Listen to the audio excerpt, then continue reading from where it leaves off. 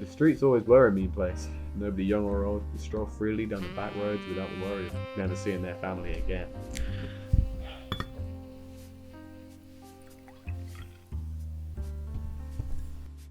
My father would come back from the factory with a bottle of milk and the day's newspaper, and as a side treat he would have sputtered half his lungs all over the front page. But I didn't mind that, as I was only interested in the grisly photos of the week's murder. It was the main event for me. Ever since the day an undertaker approached my door to give me the news of my father's killing, I've been watching everyone. Who shopped where, what everyone wore, who had feuds with who. I became the go-to, the one who always called to help, and ultimately the only detective in town who could solve any murder case put on my desk. Aside from one.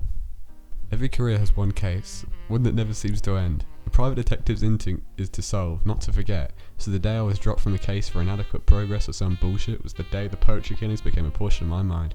I had a strong scent of where I was heading, but the chief inspector didn't agree. I'll forever have the evening I discovered the first body etched into my memory, as well as the curdling screams of a young man's poor father. At first it was a simple case of catch the culprit, but as soon as the morgue reports came back I was already in too deep. Many whiskies later I had the biggest job I've ever sunk my teeth into. The poetry killings were unique to a cliché mystery, as a short sonnet was thumbtacked to the forehead of each victim, and I stupidly went through the bother of wagging my tail every time I received a new page of scrunched up poem. I tried to play their game, but I couldn't ever seem to piece it together.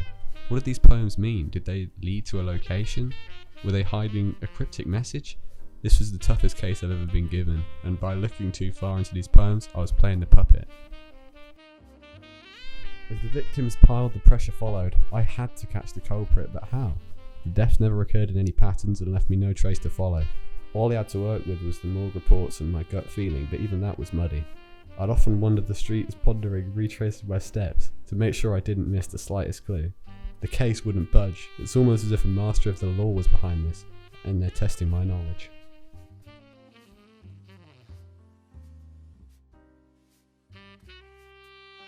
A couple of days back, a surprise poetry death occurred, and I decided to wander through the scene of the crime after its cleanup one evening. I noticed something sticking out of the ground.